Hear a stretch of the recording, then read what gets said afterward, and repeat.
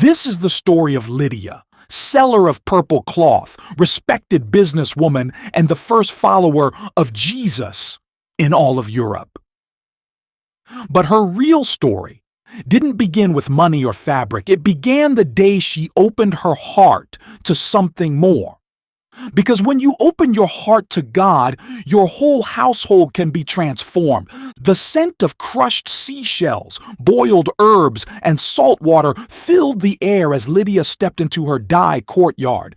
2 large vats bubbled quietly, one deep violet, the other a shimmering blue-black so rich it almost looked like oil. "Boil it slower this time," Lydia called to her apprentice. "We're not selling to farmers. This is for Roman nobility." "Yes, mistress," the girl said, adjusting the firestones beneath the vats. Lydia moved with purpose, weaving between drying racks where silk hung like jeweled flags. 2 camels groaned near the shade.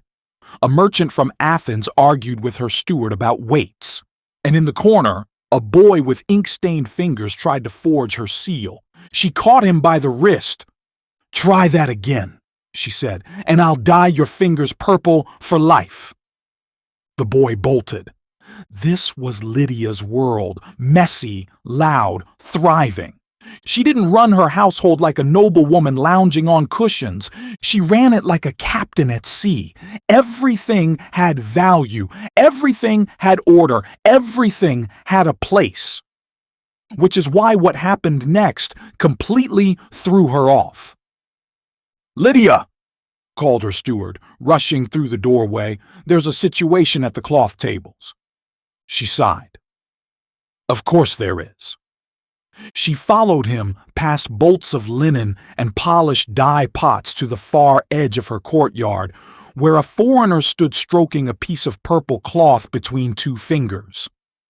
He was tall, sharply dressed, with rings on his fingers and the face of someone who thought flattery could buy anything. "This is stunning," he said smoothly. "Truly, you're the best in Macedonia." "I am," Lydia replied flatly, "which means my prices don't change just because you smile." He laughed. "Let's not talk price. Let's talk potential. I'll take 5 bolts. Deliver them to the villa on the hill, and I'll have the payment ready tomorrow." She narrowed her eyes. "No coin, no cloth." "But you've worked with others on promise before." "Yes," she said. "And one of them sent camels instead of payment." "I'll pay double," he said, leaning in. "You'll pay now," she replied. The moment stretched. Silence. Then his smile vanished. He dropped the cloth, turned, and walked away without another word. Lydia let out a long breath. "People like that want the cloth but not the cost," she muttered. She returned to her main table, rubbing the dye off her palms with a rough cloth. That's when she noticed them. Across the courtyard near the dye vats stood 3 men she'd never seen before. They weren't merchants, they weren't workers, and they weren't browsing. They were watching her. One of them stepped forward, older, bald, eyes bright like morning fire. "You handle business like you've handled a battlefield," he said with a smile. "Sometimes there's not much difference," she replied. He held out a hand. "Paul of Tarsus." She didn't shake it right away. "Are you here to buy?" "No," he said. "I'm here to tell you something worth more than cloth." She tilted her head. "Do you always walk into businesses uninvited?"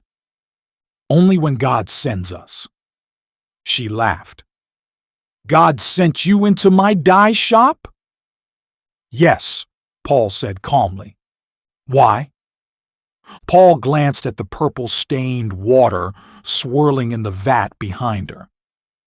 "Because he's ready to color your world with something even deeper." Lydia stared at him. Not because of what he said, but because something inside her shifted when he said it. Not her heart, Not yet. But a door she didn't realize was there, had just creaked open. The river quieted. The wind stilled. Even the reeds, once swaying gently in the current, now stood tall and waiting. Lydia didn't blink, not as Paul spoke of a man named Jesus, crucified like a criminal, risen like a king. Not as he spoke of forgiveness without sacrifice and mercy without payment. Not even when he said the most dangerous words of all.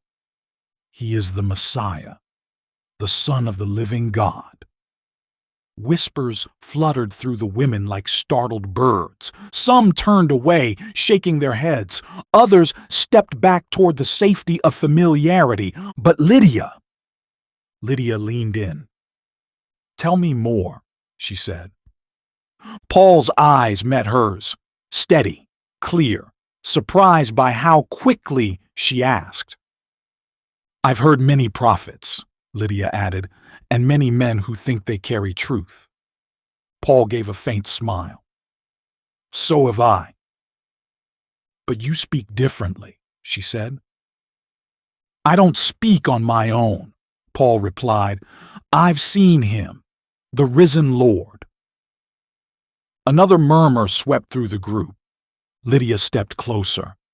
"What kind of God speaks to a man like you?" Paul did not flinch.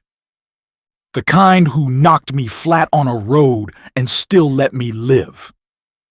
The other man beside Paul, quiet until now, shifted his stance. Timothy, young, watchful. He carried scrolls wrapped in worn leather and a satchel patched with needlework. He looked at Lydia, then at Paul, then back at the women. "May we sit?" Paul asked. Lydia nodded. And there, beside the rushing river, beneath a sky that had cleared without warning, Paul sat on a moss-covered stone and began to tell the story. Not a sermon. A story. Of blindness and light. Of cities that stoned him. Of jail cells that sang. Of a gospel that burned so deep in his bones, no chain could silence it. As he spoke, Lydia sat on a flat rock with her chin resting in her palm, listening harder than she ever had before. Not to what he said, but how. There was no performance, no pressure, only the steady rhythm of truth spoken by someone who had nothing to gain, except her freedom. The sun rose higher. The water glistened like molten glass, and something shifted inside Lydia, not a thunderclap. A soft unlocking. A door that hadn't moved in years, creaked open just enough for the light to find her. "I believe you," she said softly, almost to herself. Paul's voice quieted. The others turned. "I believe him," Lydia added, blinking as if waking up from a long, dull sleep. "I don't know how I know, but I do." Paul stood and reached for her hand, not in pride, but in joy. "Then let the river bear witness," he said. Lydia stood beside him. She didn't ask if she was ready. She didn't need another sign. Moments later, she stepped into the water. And as the current wrapped around her, washing dye from her skin, the woman known across Philippi for her strength, her business, and her wealth, was now known by something else entirely. Faith. By the time Lydia returned to the city, the hem of her robe was soaked, and her spirit burned brighter than any flame in her dye pots. The river still flowed behind her, but now the water meant something more. It wasn't just a place for silence anymore. It had become a beginning. She reached the gate of her stone house in the merchant quarter and turned to the men behind her. Paul, Timothy, Silas. Their sandals were caked with dust, their cloaks worn thin, but their eyes carried peace like it was armor. "You'll come in," she said. "All of you." Paul hesitated. "Lydia, we don't want to impose." "You're not," she said firmly. You're answering a prayer. I didn't know I prayed. The guards opened the gate without question. Lydia rarely brought strangers in, especially not men, and especially not without a transaction behind it. But this wasn't a transaction. It was transformation.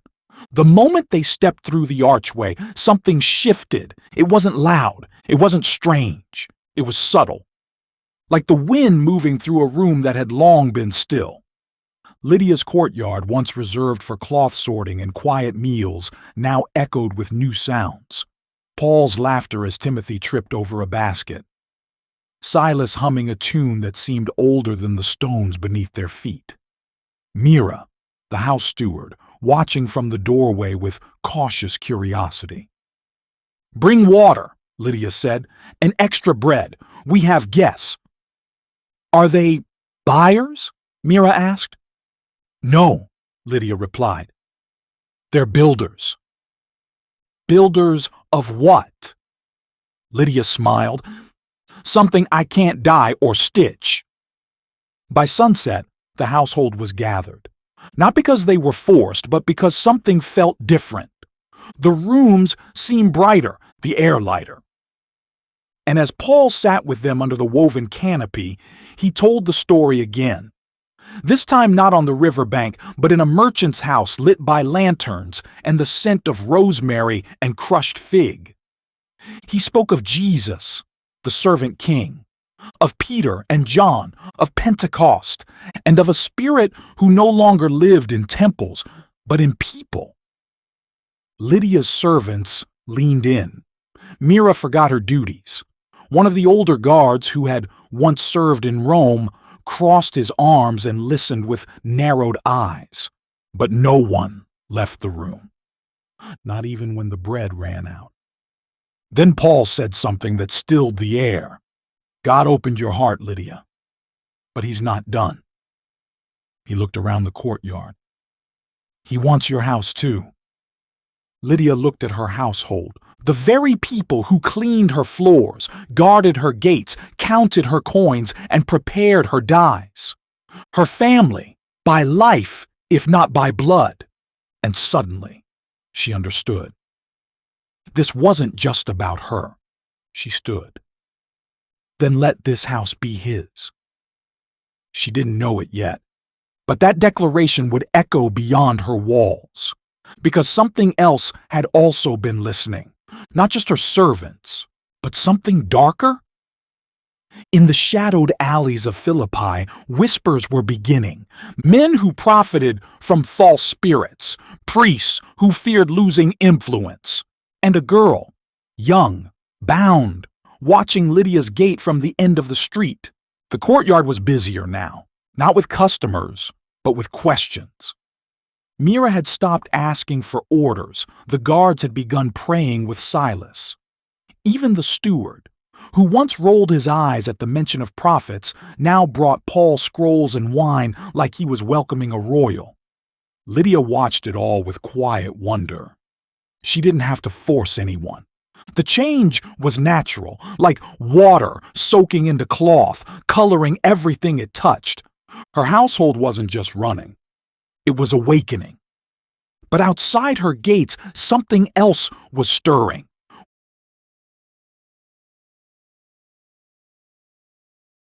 Whispers, tension, curiosity, laced with fear. One morning, Lydia walked to the marketplace to check on a delayed delivery of linen bolts. Mira walked beside her, basket in hand. As they passed the temple of Apollo, a voice rang out behind them, sharp, too loud, almost mocking. "These men are servants of the Most High God. They show the way of salvation." Lydia turned. A girl, barefoot, eyes wild, maybe 14, stood near the temple steps, her fingers twitching at her sides. She stared not at Lydia, but past her, at Paul and Silas, who had just turned the corner. Paul's face changed immediately, not with fear, with grief. The girl shouted again, her voice pitched strangely. They serve the Most High God. They show the way, the way, the way. People turned to look. Some laughed. Some crossed themselves. Paul stepped forward, his expression still calm. But he didn't speak. Not yet. Lydia watched carefully. The girl's voice sounded like truth, but something about it felt wrong. Too loud, too frantic, too twisted. She follows us, Paul said later, once they'd returned to the house. Every day now. Why don't you tell her to stop? Lydia asked. She's not speaking for herself, Paul said softly. There's something else in her. Lydia blinked. A spirit? Paul nodded. One that's been used for profit. She's a slave. That word hit harder than Lydia expected. She dealt in fine fabric, not flesh. But the girl's face wouldn't leave her mind, those wild eyes, that strained voice as if someone else had stolen her mouth. The next day the girl followed again, and the next, and the next. Always the same words, always the same strange rhythm. These are servants of the Most High God. It almost sounded like mockery. And every time Paul said nothing, until the fourth day. It happened near the city gate. The girl shouted again. But this time, her voice cracked halfway through. She stumbled. Her face twisted, not with pain, but confusion, as if something inside her was crumbling. Paul turned sharply. His voice was firm, but full of compassion. In the name of Jesus Christ, he said, I command you, come out of her. The square fell silent. The girl dropped to her knees, and in that moment, something invisible broke. Lydia didn't see it, but she felt it. The kind of silence that follows thunder. The kind that means everything has just changed. The girl blinked, looked around, and whispered, What happened? Lydia stepped forward, knelt beside her, and touched her shoulder gently. You're free, she said. The girl started to cry, but in the shadows, two men watched, her owners, and their faces were filled not with awe, but with fury, because the moment the spirit left her, so did their prophet. And they weren't going to stay silent. The next morning, Lydia's dye shop never opened. The shutters remained bolted. The servants whispered in the hallways, and Lydia herself stood frozen near the outer gate, basket of cloth still in hand, her thoughts tangled like unraveled thread. Mira ran up the stairs two at a time. They've taken them, she gasped. Paul and Silas. Lydia spun. Taken? They were preaching by the baths, Mira said breathlessly. Those men, the ones who owned the girl, dragged them through the streets. They told the magistrates Paul was stirring rebellion because he's a Jew. Lydia dropped the basket. What did the magistrates do? They didn't ask questions. They didn't even listen. By the time Lydia reached the public square, a crowd had already gathered. Dust hung thick in the air, kicked up by shuffling feet and angry voices. In the center of it all, Paul and Silas stood shirtless and bloodied, backs raw from beatings, wrists bound in rope. They are teaching things unlawful for Romans, a merchant cried. Outsiders, poisoning our streets, shouted another. Lydia pushed her way forward, heart pounding. That's not true. A guard stepped in front of her, spear lowered. Go home, woman. I know them, Lydia said. They've harmed no one. Go, the guard growled. She backed away slowly, jaw tight. This city that had bought her cloth and filled her home with coin, this city didn't want truth. It wanted silence. By dusk, Paul and Silas were locked in the deepest part of the prison, their feet clamped in stocks, their wounds untreated. And Lydia sat at the edge of her courtyard fountain, staring at the rippling water. Her household was silent. Mira finally asked, "Should we hide?" Lydia shook her head. "No," she said. "We keep the lamps burning. We keep the doors open." "But what if they come for you?" "Then let them find light," Lydia said softly, "not fear." She rose to her feet and walked to the storage room. There, behind the racks of unused linen and sealed jars of dye, she found what she was looking for: a clean cloth, software, strong. She soaked it in oil, then wrapped it in a sealed pouch. "Where are you going?" Mira asked. "To the jail," Lydia said. "With balm. You'll be seen. I hope I'm seen." That night, as the city of Philippi went quiet, Lydia walked toward the prison with steady steps, unarmed, unafraid, and carrying more than ointment. She carried her allegiance. Her transformation wasn't private anymore, because when you open your heart to God, your courage becomes someone else's shelter. The jail was colder than Lydia imagined. Not the kind of cold that came from stone, but the kind that sank into your chest. A forgotten kind of cold, where even the air smelled like regret. The guards barely looked at her when she entered. She had come prepared, not with bribes, but with oil for wounds and bread for the brave. One guard, younger than the others, narrowed his eyes. "You're that woman, the merchant." Lydia nodded. "Yes." He stared for a moment, then stepped aside without a word. She descended the steps alone. Torchlight flickered off wet walls. Chains clinked in distant corners. And then she heard it. Not groaning, not cursing, singing, low at first, then stronger, 2 voices, woven together like threads in her own loom. She reached the final chamber where the stocks were locked around raw ankles and blood stained the ground.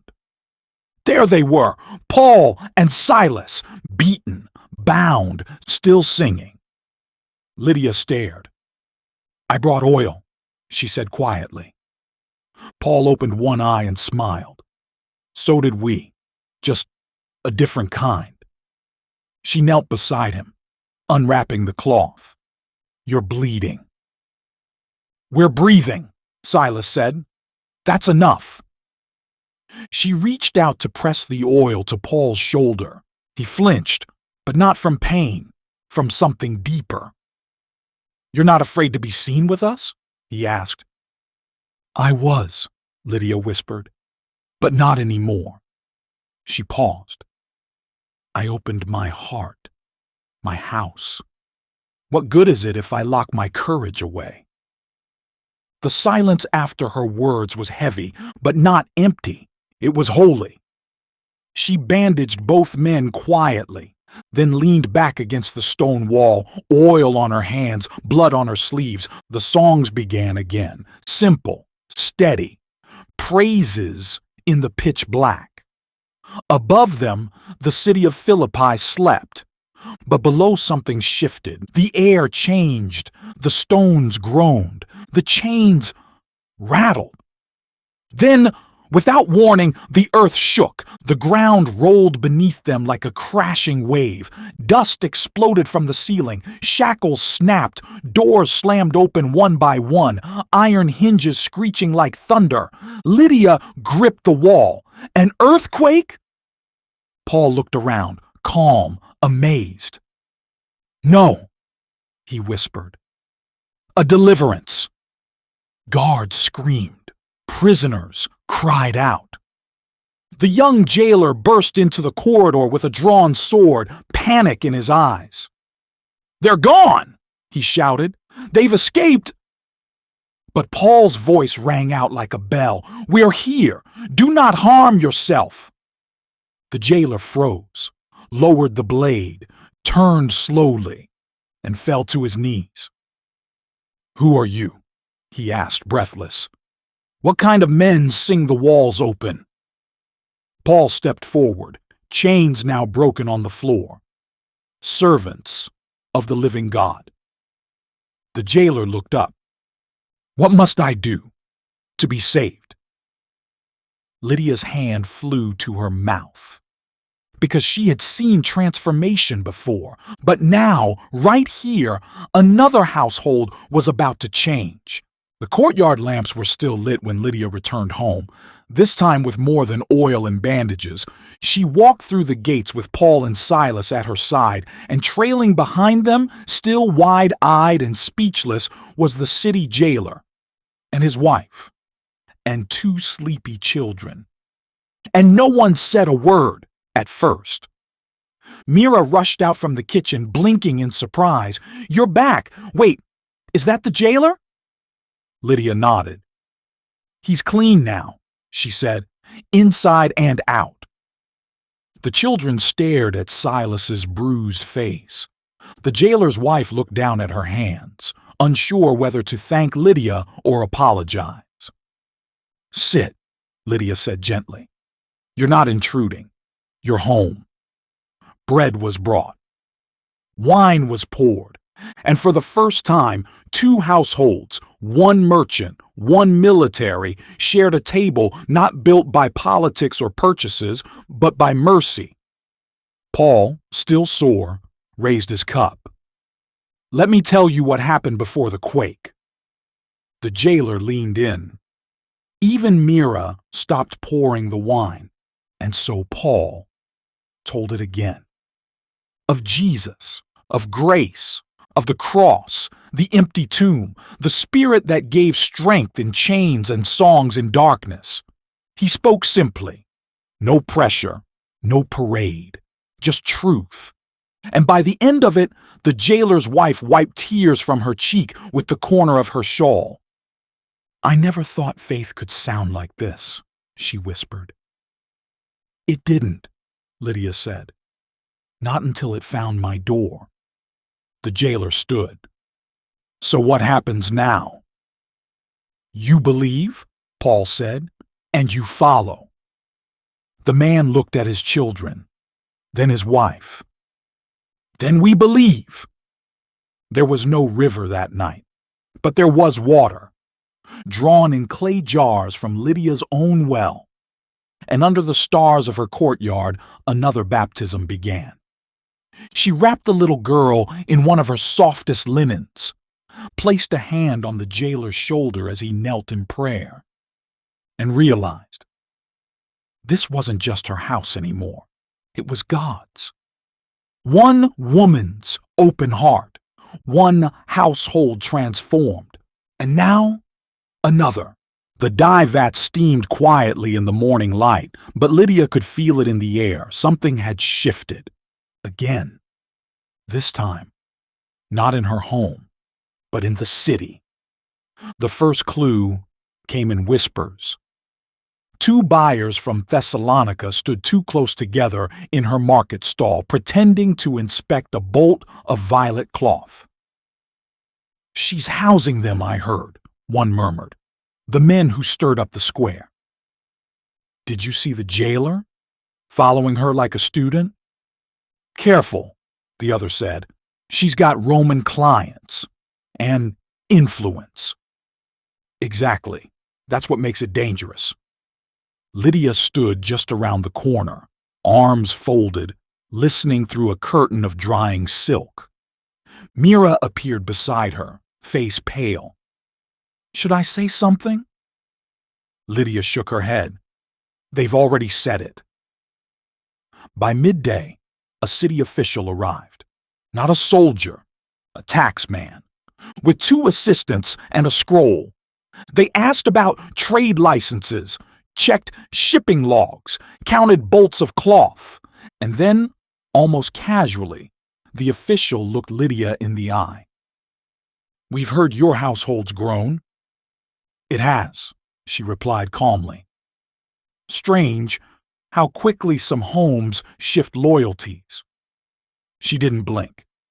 "My loyalty hasn't changed, just deepened." He rolled the scroll slowly. "We'll be watching." When he left, Lydia turned to Mira. "Lock the ledgers. Count the coin. No one enters the vault but us." That night, her household gathered again. Fewer smiles, more questions. Paul sat quietly at the center, his hands folded in prayer. "Do you regret coming here?" Lydia asked him softly. Paul looked up with peace in his eyes. "The truth has never been welcomed without resistance." She looked around the table. Her guards, her weavers, Mira, the jailer, and his family.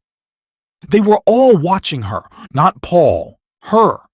Because when you open your heart to God, you also become a gate for others. And when pressure comes, they need to know the gate won't shut. Lydia stood. "If they want to watch," she said, "let them see the truth." She raised a cup. "This house will not shrink. We will pray louder, love deeper, and if we lose customers for it, so be it." Mira whispered, "What if they shut us down?" "Then the truth goes to the street," Lydia replied. "But it will not go silent." Because her home had been transformed, and no magistrate, scroll, or whisper could roll it back. It came before dawn. A letter, folded tight, sealed with dark wax, and slipped under Lydia's door. No name, no greeting, just a warning. "The city tolerates prophets, but not rebellion. Send them away, or lose everything you've built." Lydia read it twice, then burned it in the courtyard lantern. Mira watched the smoke rise, wide-eyed. "Do you think it's from the magistrate?" "I think it's from fear," Lydia said. That morning, Paul paced quietly beneath the olive trees in the upper court. Timothy copied scripture onto scraps of cloth for the new believers. Silas had bruises on his ribs, but his voice was already humming praise again. And the jailer? He stood guard at the gate, not by order, but by choice. "They're going to press you," Paul said when Lydia brought him a cup of water. "They already have." Paul's brow furrowed. "If you tell us to go, we'll go. I won't let your name be ruined because of us." Lydia stared at him, her voice calm but fierce. This house was built on business. Now it stands for something eternal. She stepped closer. "If the cost of that is my reputation, then let it fall." By midday, the first sign of real trouble arrived. 2 Roman officials, dressed not in soldiers' armor but in black robes of authority, stood at Lydia's gate. She met them there, not flinching. "You house fugitives," one said plainly. "The city remembers." "I house servants of God," Lydia replied. "They insulted the empire with their teaching. If the unrest continues, so will investigations, licenses, trade restrictions." He leaned closer. "Do you understand what that means, Lydia of Thyatira?" She nodded. "It means my business was never mine to begin with." They left without further threat, but Mira was shaking. "They're not just watching anymore." "I know," Lydia said. "That's why I've decided." "Decided what?" Lydia took a deep breath. "Tonight, I'll meet with the elders of the Merchant Guild myself, before they summon me, before rumors poison what's true." And so that night, with only 2 guards accompanying her, Lydia walked into the stone hall beneath the city walls, the place where deals were made and names were built. 13 men sat in a circle, all wealthy, all wary. Most had worn her fabrics, all knew her name. "Lydia," the lead merchant said. Your house has become complicated. It's become honest, she answered. Is it true, another asked, that you let prisoners sleep under your roof? Yes. And you let them speak freely in your court? I do. Then you understand what's at stake, your contracts, your name, your title. I understand, Lydia said, standing taller, that my household is now ruled by something more eternal than titles. A silence fell, long and heavy, until the lead merchant sighed, then said quietly, Then you'll make no deals. Only one, Lydia replied, that the truth is not for sale.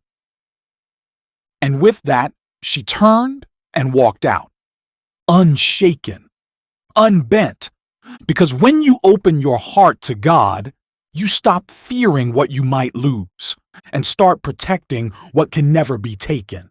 The sound came at dusk, not the clatter of carts or the hum of buyers, but the sharp, rhythmic strike of boots on stone. Guards, 6 of them, and they weren't knocking, they were entering. Lydia was in the inner courtyard arranging supplies for a gathering that evening. Mira came running out of breath. They're here, she said, with scrolls and weapons. Lydia didn't panic. She didn't run. She smoothed her tunic and stepped into the light. The lead guard unrolled a document and read it aloud. By order of the city council, the merchant Lydia of Thyatira is hereby detained for questioning in relation to civic unrest, unauthorized assemblies, and housing fugitives of Roman arrest. Paul stepped forward, but Lydia raised a hand. No, she said quietly. Let me go. Mira's voice cracked. They'll try to shame you. They can try, Lydia said, already lifting her chin. But they can't change the truth. As she walked through her own gate, now flanked by guards, citizens peered from behind curtains and alleys. Some whispered, others just stared. But Lydia looked only forward. Because when your heart belongs to God, you don't walk in fear, you walk in purpose. The questioning hall was cold and empty, not a trial. Not yet, just a room meant to wear her down. A scribe sat in the corner. The magistrate leaned across the table, smiling faintly. You've built quite the name for yourself, Lydia. Wealth, influence, control over your own house. Admirable, rare. I had help, she said. From the apostles? From God. He tilted his head. Why give that up? I haven't given anything up, she said. I've gained something better. Then perhaps, he said, you'd consider proving your loyalty. Publicly distance yourself. Close your home gatherings. Let the city breathe. Lydia looked at him steadily. This city is breathing for the first time. He laughed. So, you'll make no compromise? I already made the only one that matters. I gave my heart to God, and He gave me my purpose. By nightfall, they let her go. No charges, no sentence, but not because they were convinced, because they weren't ready to deal with her. Not yet. As she stepped out into the cool night air, Mira ran to her, followed by Paul and Silas. Did they harm you? No, Lydia said, but they wanted me to shrink. Paul looked concerned. They'll try again. Lydia nodded. They can try anything they want, she said, but the door is still open, the lamps are still lit, and this house still belongs to the one who transformed it. And even as soldiers faded into the shadows, so did fear, because Lydia had chosen her side. The following evening, the courtyard glowed. Lanterns flickered across every stone wall, bread steamed on trays, voices hummed like quiet thunder, dozens of them. Mira had tried to count, but gave up somewhere after 30. They came in small clusters, widows, fishermen, one temple scribe who claimed he was just curious. Even the jailer brought a cousin, and his wife brought food for a dozen more, and in the center of it all, Lydia. She moved from group to group like a weaver threading a masterpiece, offering smiles, comfort, stories, scripture. Her home pulsed with warmth, not the kind made by fire, the kind made by freedom. Paul stood by the olive tree, hands lifted in prayer. Silas played a soft melody on a stringed lyre. The children chased each other through the arches, giggling. One boy wore a cloth wrapped like Paul's robe and called himself Little Apostle. Lydia laughed when she saw him. Even joy had come home again. But the moment wasn't just celebration. It was resistance. Holy resistance to fear, to silence, to shame. Because Lydia hadn't just opened her heart. She'd opened a spiritual doorway in the heart of Philippi. As the sky turned indigo, Paul began to teach again. Not from a scroll this time, but from experience. He pointed to people gathered in the courtyard. You've heard of Jesus in the synagogue, maybe, or in whispers, but now you've seen him, here, in a freed girl, in a jailer's tears, in a woman who once traded purple cloth but now gives out her table like it's bread for the world. Lydia's eyes burned at that. She didn't move, didn't nod, just absorbed it because it was true. She had always been a woman of means. But now she was a woman of mission. After the teaching, one older man stood. His robe was faded, but his voice was strong. I spent years chasing power, he said, and now I've seen it. Right here, not in coins, but in courage. Another woman added, I only came to listen, but I found a home. And slowly, one by one, they began to pray. Some with words, some with tears, some with silence. And as the night grew late, Lydia stood near the gate, watching the lamps flicker across the courtyard stones. She saw her old world, business, pride, reputation, slipping into the background. And something better rising in its place. A household transformed. A city awakened. Pride, reputation, slipping into the background. And something better rising in its place. A household transformed. A city awakened.